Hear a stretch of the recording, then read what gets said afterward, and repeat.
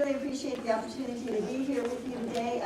I am Dr. Kim Alexander. I'm the Executive Director of the Institute for Global Road Safety and Security here at Clemson University. And I'm Philip Pidgeon. I'm also with the Institute for Global Road Safety and Security. Okay. And I'm Roxanne Amerson. I'm one of the faculty members here in the School of Nursing. My name is Rachel Weber, and I'm a senior studying microbiology, and I represent Clemson Engineers for Development Countries. My name is Meg O'Sell. I'm a junior Spanish and International Health major, and I'm representing Clemson's chapter of Engineers Without Borders. My name is Nicole Cooper. I'm a senior Spanish and International Health major, and I'm here representing TIMRIC, which is the Foundation for International Medical Relief of Children. I'm Logan Sam. I'm a graduate student in the bioengineering department, and I'm here representing Beta International, which is a program that certifies and trains medical staff to service medical equipment in developing countries.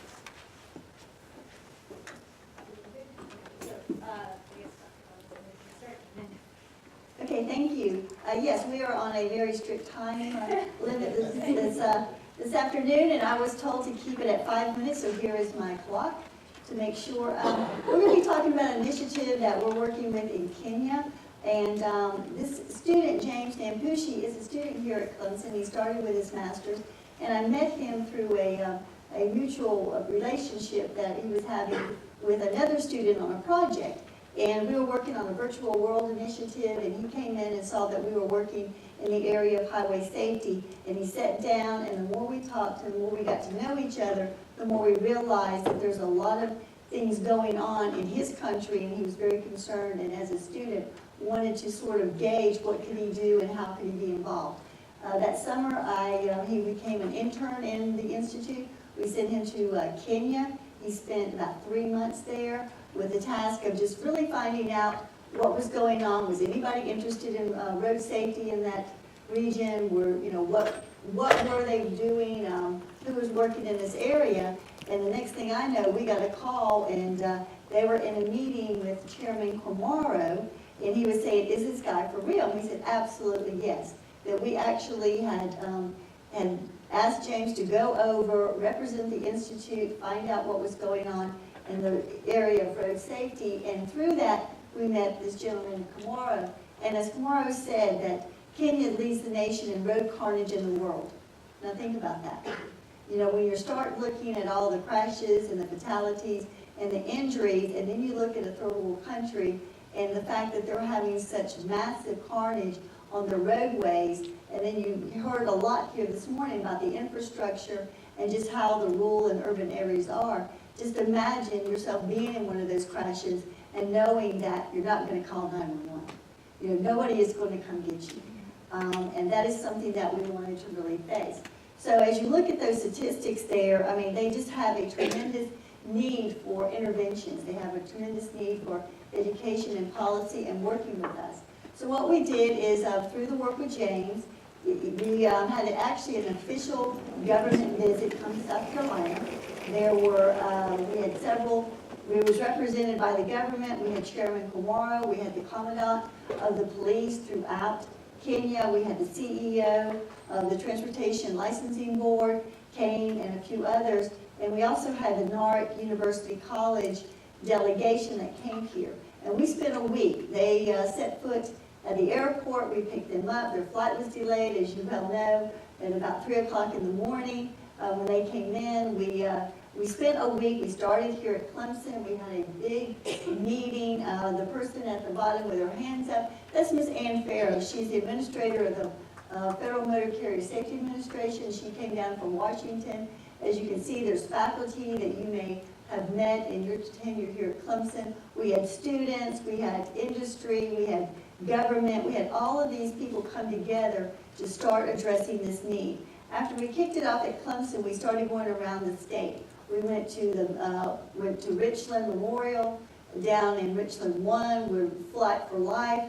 You know, they had not seen some of that. They had gone to the academy over down in Columbia. They had gone to the DOT. We ended up with Michelin. Anything that you could think about that we could get in that week regarding the human vehicle road and how that interacts is what we did. We were really, really tired. And because students were involved with this, you guys were ready to go all the time. And you're dragging us faculty all over the state, making these things happen. But this group went back to Kenya, and through this partnership, we connected with Newark University College. And right now, we have an office that has been set up over there, and we held our first Leadership in Road Safety Initiative this past summer. And we thought, you know, who's going to really come to this? We had about 20 people that they thought were going to come, and as you can see in this picture, we ended up with over 80. And some of those could not even get in the picture. But it was everybody who was interested, because this was an epidemic in their country. They were looking at this and what could we do, from policies to government funding issues, to leadership, to the communities, to the students. And we're really excited that it wasn't this meeting was for you, it was for their whole community. And we're talking about community as well as individuals. And Dr. Russ Merriam and James taught the class on time, and Philip and I participating back here from the United States. And talking about partners, we're partnering with the government, Republic of Kenya, Newark County, Masai University, and Clemson University. And it's really taking all of us to come together to build this institute in Kenya. And that's what we're working for, is to build an institute for global safety and security housed at Masai in Kenya. And we're doing this because of victims, because of family, because of community, and also commerce. And when you start looking at the carnage on their roads, you know, it's tragic, and it's something that they're wanting to do. And I feel that the students in this room, if you are interested in working in this area, please let us know, because we would love to have your expertise, regardless of what fields you're in, because this really is an interdisciplinary initiative looking at the human vehicle road through the behavioral, the scientists, and my mind is over, and goodbye. Thank you.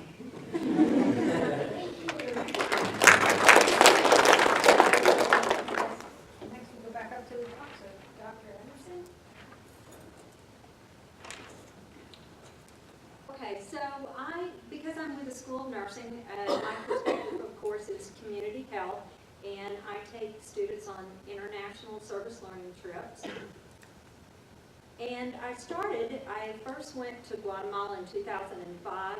I went with Volunteers in Medical Missions, and I was there, and I realized that a lot of the issues that I saw were issues that I wanted my nursing students to understand. I wanted them to understand about poor sanitation and malnutrition, the lack of access that people there had to medical care, the type of substandard housing that people live in. I mean, it's one thing for me to tell students about that in class or to show them a picture, but it gives them a whole new perspective when they can go there and see it for themselves.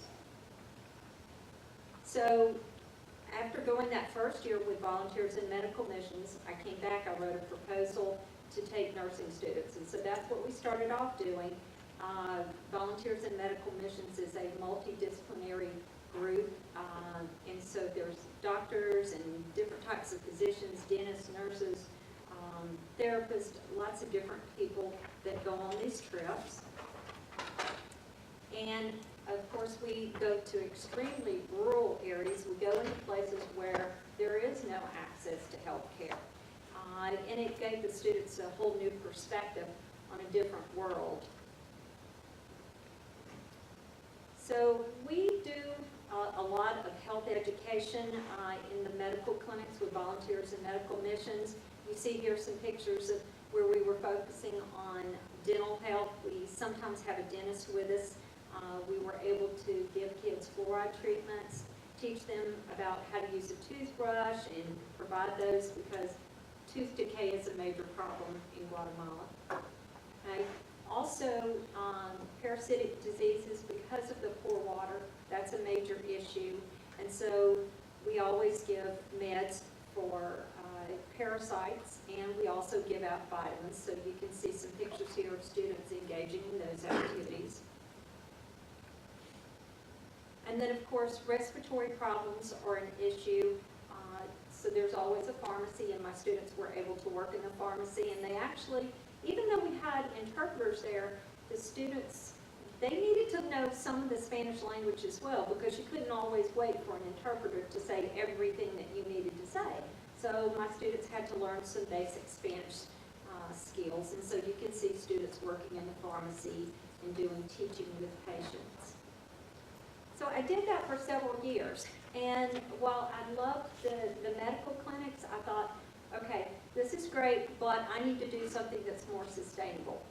If I can teach people how to take care of their own health, that is so much better than them waiting for me to come back, once a year to provide health care for them. So I thought about an idea. There's a concept called a promotora, which is a lay health worker. And so I took that concept and thought, okay, how can we take that and use that? Two of the major problems there are pneumonia and diarrhea. And of course, both of these diseases are affected by literacy and poverty. So my thought was, if we can go and we can teach 10 women in this community about diarrhea, dehydration, then they can go out and share that information in their community. And we can teach more people that way. So the first year my goal was 10 women. We actually got 13. We've done this for 3 years. And those same women keep coming back. As part of that, we started with an information gathering. We did a community assessment, very similar to some of the things that Dr. Sweat talked about doing. We did surveys and home visits, and we invited women from the community, and these are just some pictures of some of the things in the home. We visited one of the local hospitals. You can see here's the picture of a typical hospital room in Guatemala. This is the med part over on the bottom left in the hospital. If you read Spanish, it says that the defibrillator does not function. This is the defibrillator in the intensive care unit. I'm not quite sure why they have a defibrillator that doesn't work, but it was there. It was the only defibrillator. So I can totally get what folks are saying about the equipment issues. Okay? So we focused on hand washing and hygiene, and those things seem so basic, but that's where you've got to start at. We taught those women how to do vital signs. We taught them about recognizing the difference between pneumonia and a common cold, first aid. We also taught about diarrhea and how to make oral rehydration solution from things that you commonly have in your home. Okay? So we've been going 3 years, going back, and we keep having the same women. But this laid the groundwork so that I actually was able to get a research grant funded by the National Institutes of Health. And so now we're doing a formal promotora program. And this is a picture. These are the original women who started in the program with us. And what they had done, this is on one of my last trips. They came and the last day they said, we want to give you something, but we don't really have anything to give you because they're so poor. But they brought their traditional dress, and they dressed my students and I in their traditional clothing. And so that's very much an honor. So what the other panelists talked about establishing a relationship, it's not that we just went there and taught them something. We established a relationship that is ongoing, and that's what it's really all about, to be sustainable. Alright, hi everyone. I'm representing Engineers Without Borders, and I just want to address the engineers in the name. If you're not an engineer, don't zone out.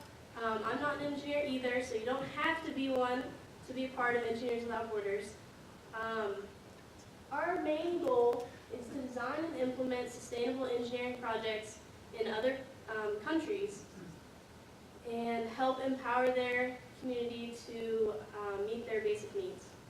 So I put a few stats in here that were just shocking to me. A lot of our projects aim to address these numbers and try to reduce them. Currently we have 2 programs. One is in Nicaragua, La Pintada, Nicaragua, and the other one, which was just approved last week, is in the Gambia in Western Africa. Now, our projects, it's a 5-year commitment with these communities, so we sometimes we implement more than one project, sometimes we do a big project and some smaller projects along with them. But we do develop relationships with these communities. It's not we go for one project and then leave and find another community to help. The types of projects are shown here. In Nicaragua, we have a water treatment and distribution project, and our brand new program in the Gambia will likely start with a type of irrigation and agriculture and also renewable energy. So here are some pictures from our past projects. As you can see on the left, this is in the La Pintada, Nicaragua town. They have a well in the center of the community that is very contaminated. Basically, they've been using it as a garbage can for a while. So they were told not to drink it, and they're purchasing water from a neighboring town, and it's very expensive. So we're hoping to figure out a way to give them a sustainable source of water in their community. In the middle here, we had a program with Liberia that lasted 4 years before we just switched to the Gambia. In Liberia, one of our favorite projects is the merry-go-round that generates electricity. So it's actually a truck axle that's vertical, and as the kids play on the merry-go-round, it generates electricity, is stored in a car battery, and then it lights a light bulb in a schoolhouse, so the adults that take classes at night have light in the schoolhouse and are able to do that. We've also made an anaerobic digester that produces methane gas that they can use as cooking, for cooking, and then fruit dehydrator that we put on a pineapple farm, because electricity in rural Liberia is very expensive, so it's a way to preserve the fruit for longer. And in Nicaragua, we also built a schoolhouse. So that's a picture of us with the foundation of the schoolhouse. So ways to be involved, we're also a creative inquiry. You can get credit for showing up every Monday night and helping plan these projects, and then hopefully traveling with us. We usually have week-long trips, either at the end of the semester in December or in May, and we're also talking about maybe doing an assessment trip for spring break. This Monday night, we have a meeting at 7 p.m. Always at 7 p.m. on Monday nights in Bracket. Please join us on OrgSync if you're interested. That's where we send out reminders about our meetings and kind of recap what we're working on. So again, my email's up here. If you have any questions, let me know. Thank you.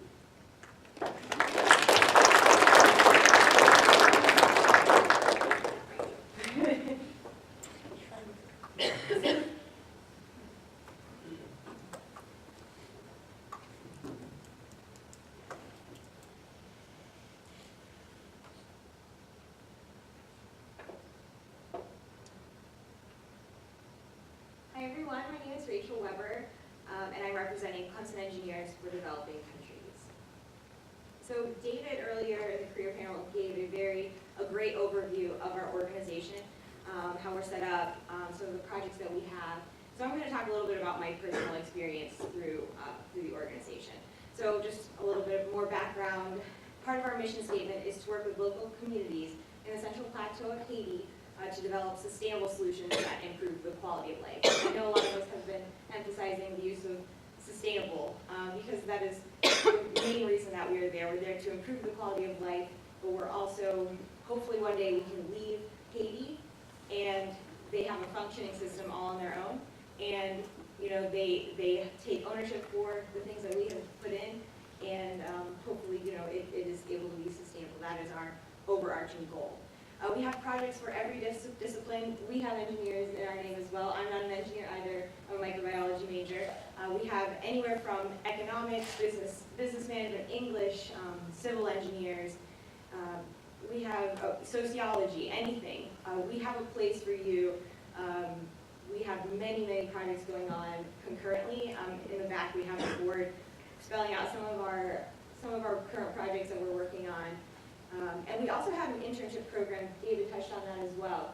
We have interns on the ground, and that is they serve as a liaison for the projects we develop and we work on in class, are communicated to the interns who work with the local Haitians there to implement our projects. So it's very neat. You can go from the classroom to Haiti to being implemented. We have many projects that have started off on a drawing board in a classroom by undergraduates and graduate students, and are now now in Haiti. So this is boring as my background, but I'm a fourth semester at CEDC. My focus is on clean drinking water and public health. So I also do undergraduate research with water contamination, so my background is clean water. And I will be interning in Haiti starting in August. Before that, I have an internship at the Centers for Disease Control in Atlanta. I'm very excited about where I'll also be working on Haitian, a little bit of projects in Haiti as well. I'm a project manager of the Water System Analysis Group, and our mission is to ensure that safe water is reaching Cong's citizens.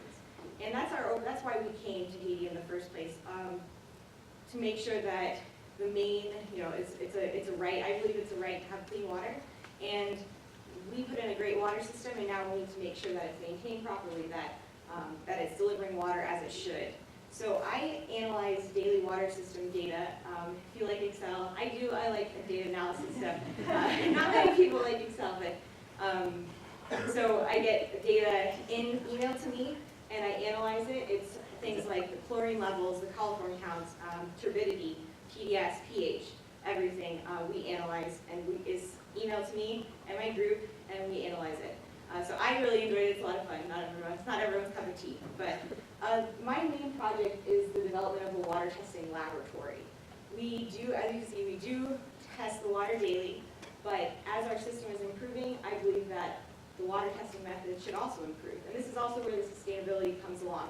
I plan on I'm going in August to develop, to put in place, implement this water testing lab.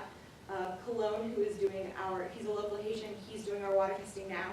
I'm going to be training him to take over a new protocol and a new standard operating procedure. So I'm very excited about that. The picture up here is the filtration, before and after filtration. This coliform counting method is something that we're improving with an updated technology. And below that is the location of where the lab will be. It's already in place. Some of my past projects have been public health related. We put in hand washing posters in the hospital. We know how to wash our hands. It's something that we don't think about, other people not realizing, but I really enjoyed that project, and as well as more data analysis for me, analyzing health census data that an intern 2 years ago took with some very staggering information, gave us a lot of insight into things that we can improve. So basically I wanted to talk about how all of this was done from right here in Clemson. I think I'm in the minority here. I have not been to Haiti. And I know that's crazy, but I am actually going in a few weeks and I will be interning. But I was able to do all of this from here. And our organization, I love the way it works because we're able to get this done by not even having to go down. But most of the projects work like you develop a project on the table, you go down fall break, spring break, or during the summer, and you implement it, and then you have interns to maintain it and do any maintenance that needs to be done. And there's always the internship program. So we have many opportunities to intern, to go down, and to go to Haiti, and we welcome everybody. So if you have any questions, I think there's an email address in the pamphlet, but also come talk to me afterwards. Thank you. Contact info for everyone here.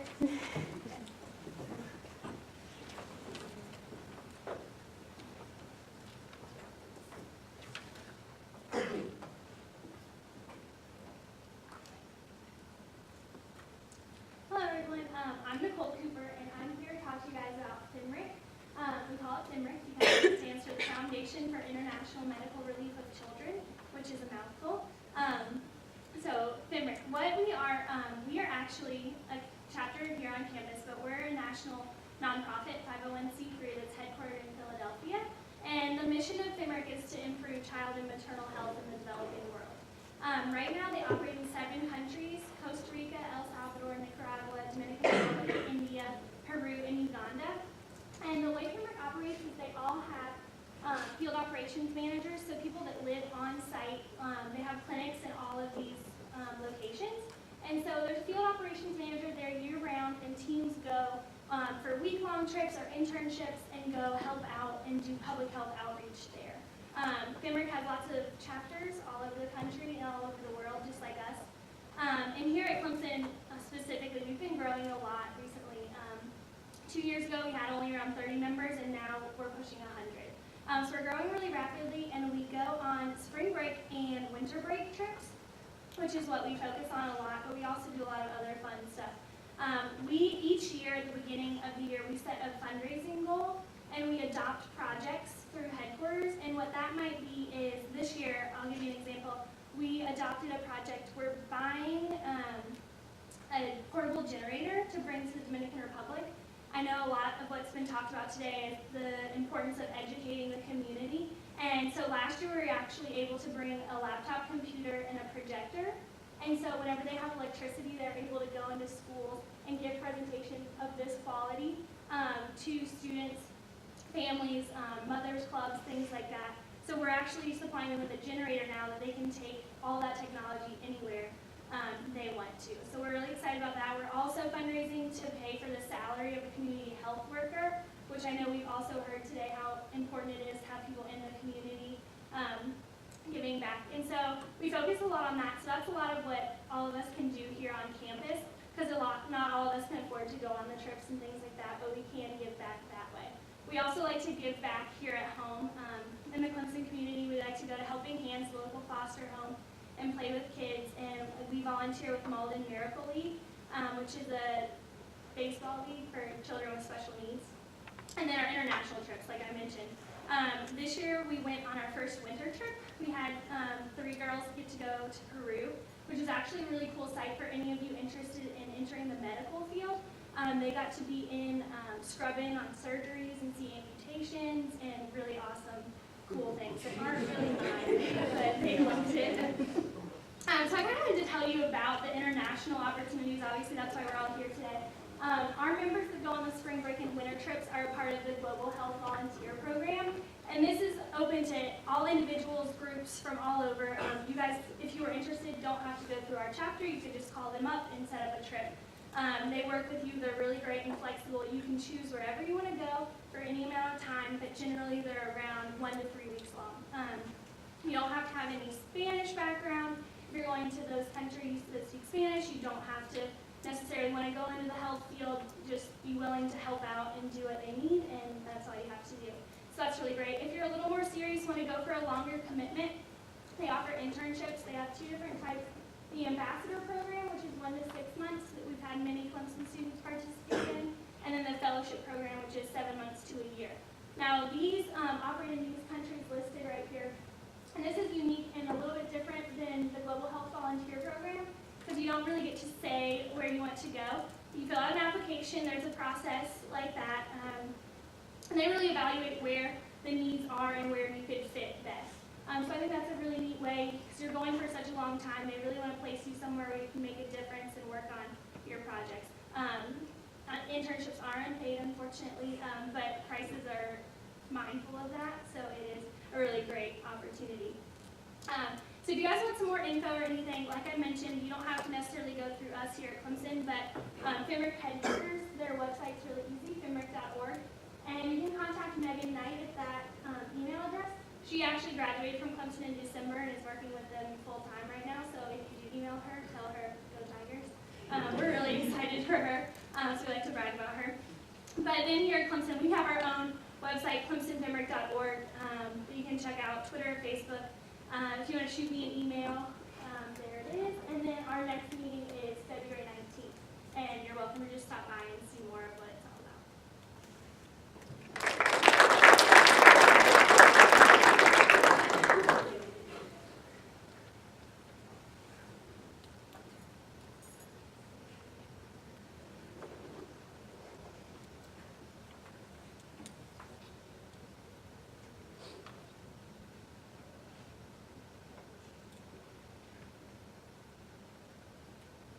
All right, cool.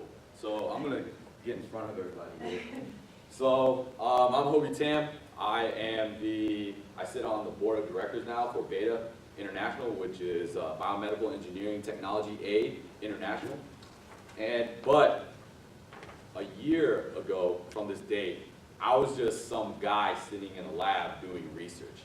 And then an email, like all the other people that are doing research, got an email in the inbox, and it was like email blasted to the whole entire department, and I was like, not another one of these Maria emails. But I read it. I'm so glad that I read it. And you know why I read it? All right, it was this long email. Probably, I had to scroll like minutes. Okay, it was one of those emails. But I said TLDR, too long, didn't read. But I did notice a couple phrases. It said volunteering, and it said, we'll ship you out to Tanzania, and we'll get rid of all the logistics for you. So I was like, so what in my mind was, I love travel, and these guys are just somebody I didn't know was going to pick up the tab for me to internationally travel. So I replied in like 2 minutes. So it was awesome. So what they did was they ended up sending me to where this kind gentleman is showing you. So if you have the face of Africa, Tanzania is kind of in the booger slide of where it is. So it's right in the middle of the spice trade, and it's actually pretty cool place. You should go. But what I did there was, I went all throughout Arusha. I went and visited Masai Maru up in Kenya. I did Tarangire and the Serengeti Safari. I climbed Mount Kilimanjaro, had a bunch of these dinners, and I also went to Zanzibar, which is probably the most interesting place that I've ever been to. But aside from all that, what I dug my heels into was why I was there. So I taught anatomy and physiology there to a set of 13 students right here. One is not pictured because he's taking the picture. So what happens is biomedical engineering technology aid pretty much invests in people who are technical people who have shown merit to actually provide servicing or maintenance interest to service medical equipment. Like Mr. Fleischman from Engineering World Health stated, almost 100% of all medical equipment is unusable 5 years out. So it doesn't matter if you keep donating medical equipment, it's not a sustainable model. I mean, what are we doing here? Why don't we actually invest in the capital, the human capital that Tanzania, all these developing regions has, and why don't we develop a sustainable model for them to actually service their own medical equipment, or make an engineered medical equipment that actually they can use in their hospital? Why don't we do that instead of just donating and just throwing stuff at the solution, just throwing stuff at the wall and seeing what sticks? Why don't we actually develop a sustainable solution where we actually take advantage of the human capital available in these resource lean environments? So that's exactly what we do. That's exactly what we do at Beta. We certify and train people, offer engineering courses at affiliate universities to really develop this human capital. So it's pretty much this nonprofit is a social entrepreneurship opportunity as well as a volunteering opportunity. And so, the classrooms are modest, very modest. We're all spoiled here in the U.S. We have working DMMs, stable power grids,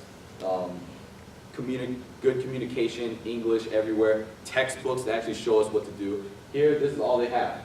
They learn electrical engineering on a chalkboard. Imagine trying to learn how to read pin diagrams and learning all these different algorithms, high-level signals analysis, conditioning units, low-pass filters, complex filters on a chalkboard. And then all these little oscilloscopes, all these learning modules that we're used to having stable power grids for. The power grid goes out in the electrical engineering department 2 to 3 hours every day, okay? So learning in a classroom like this really screens out the people that aren't true believers, the people that aren't truly to the merit. So what I saw was awesome human capital, just what was missing, people to develop that talent. And that's exactly what Beta offers, and you can become part of that solution if you come and join us in Beta. That's the opportunity that we're offering you. And I'll tell you right now, standing on top of the world doesn't mean it's irrelevant of height. I was at the top of Mount Kilimanjaro. I went to Zanzibar, and this is me standing looking over one of the most beautiful beaches I've ever seen. So that picture of me standing with my class, all of these, it was the same feeling. It's the same feeling of accomplishment, giving back, and self-fulfillment and inner peace. It's very eluding. It's very time-intensive. It's never permanent. But these are the moments that we all live to garner, at least what I've learned in the volunteering world. So if you would like to have your own top-of-the-world experience, please join us in Beta. You want more information, come talk to me. I have like 350 business cards to hand out and a bunch of information to give you. So I'll tell you more than you need to hear, but come talk to me if you're interested. Thank you. Okay, with that, questions? Who has a question?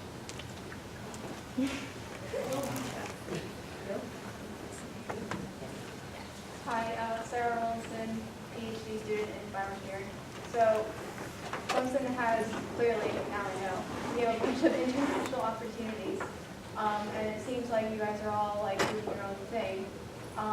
But what is the communication like between these programs? Because, I mean, there's definitely something to, you know, putting minds together to complete something. And that's what each of your organizations focus on. But I feel like, you know, being able to communicate between these organizations within the Clemson University environment would help us even more.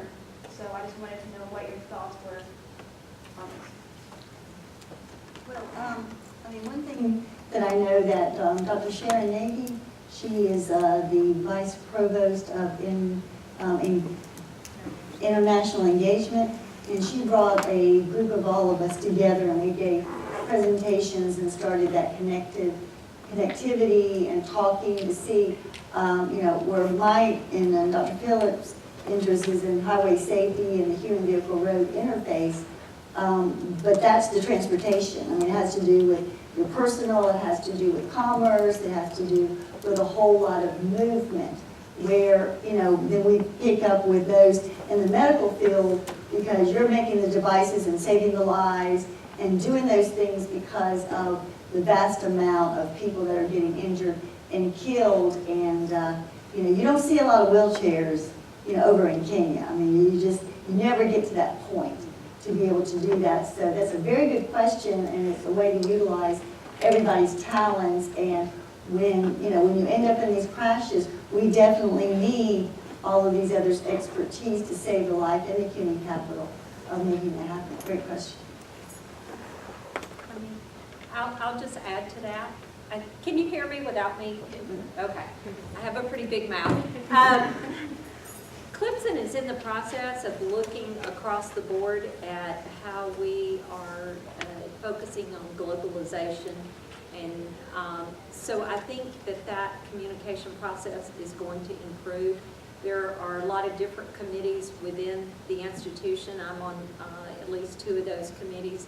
And one of the things that we are currently looking at is what is happening in colleges and at the department level so that we can sort of categorize and catalog all these different activities, and then hopefully that will allow us to be able to communicate better so that we're not working in silos.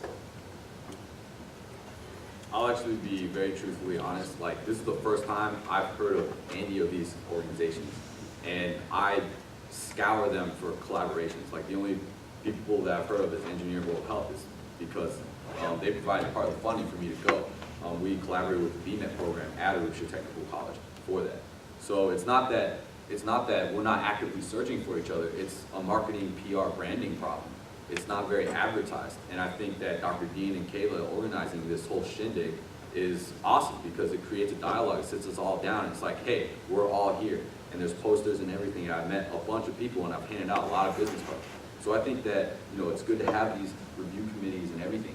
But it's also, we have to value, you know, the actual people on the ground, all these leaders actually coming together and talking about it and actually being about it. So I think that's where it really grows.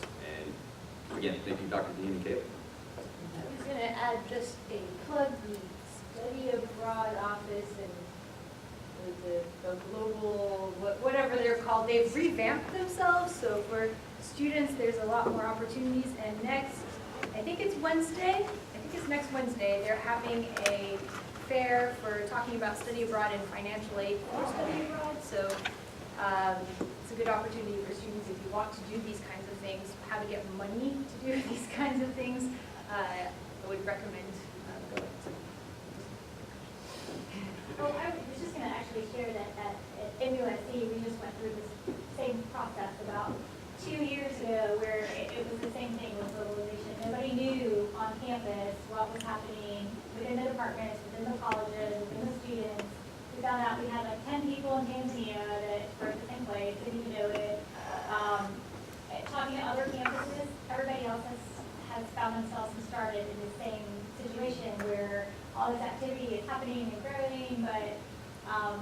nobody's aware, which is why people then form committees to be trying to figure out how to bring everyone together, which is what it sounds like Clemson is doing right now to do so. But you're not it's not unique to that. Everyone takes that from them. And just to plug, faculty, we go to committee meetings and blah, blah, blah, but nothing gets done without students. So you all talking to each other, I think will hopefully help start these kinds of collaborations. Because at least like if I would like to take a civil engineer to Tanzania to go see some of the places we've been to also, I don't even feel like I can call up faculty members who then talk to students, but at least getting that connection I think will help. That's what I'm hoping.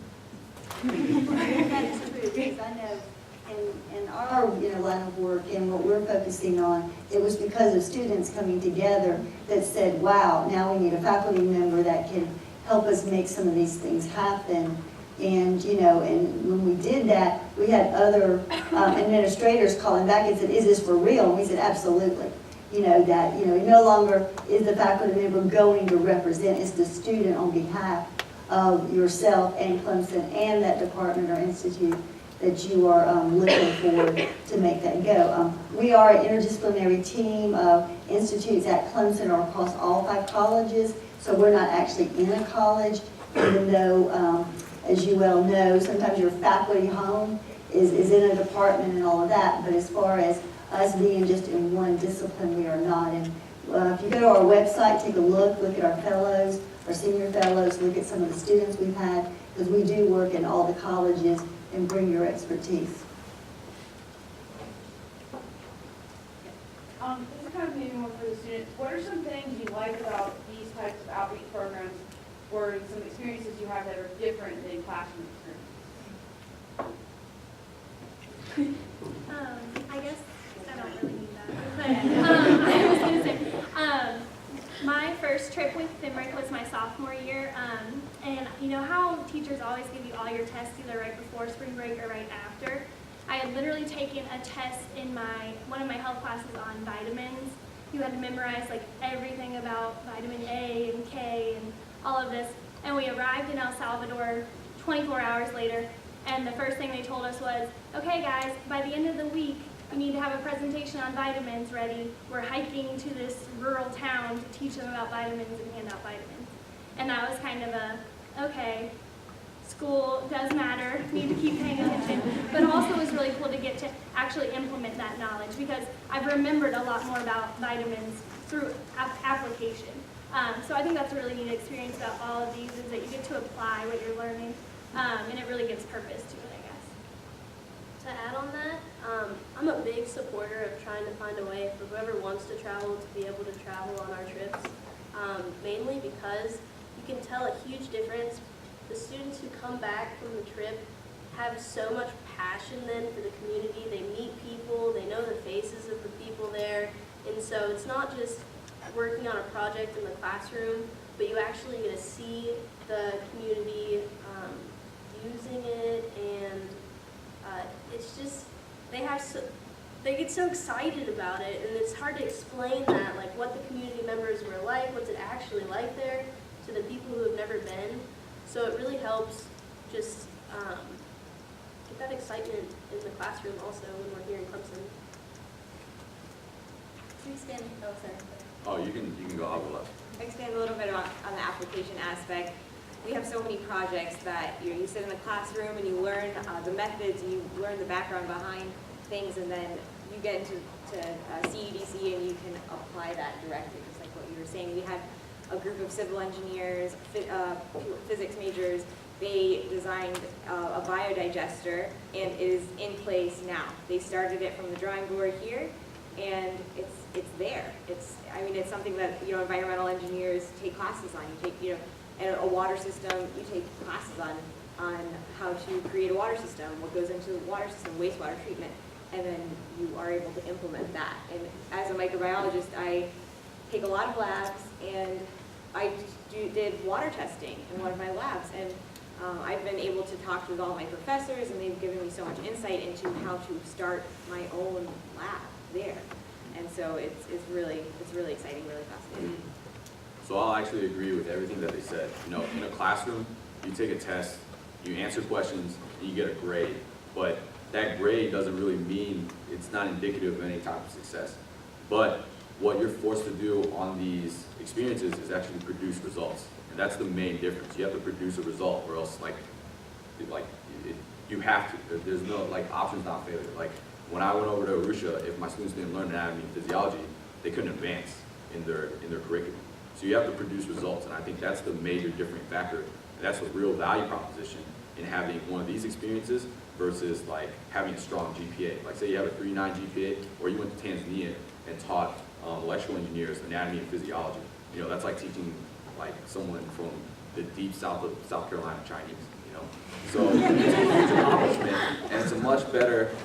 It's something that you can actually say, I actually produced a result, and no one can really rob you of that.